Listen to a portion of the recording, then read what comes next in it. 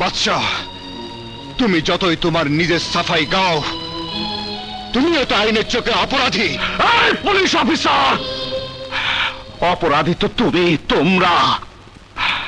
আমাকে না ধরে তোমার বোনকে যারা মেরে ফেলেছে তাদেরকে ধরো।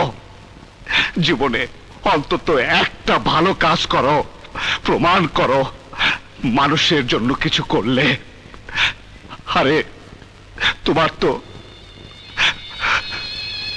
তো মা আছে, বোন ছিল, পৃথিবীর সব সুখ তোমার কাছে ছিল।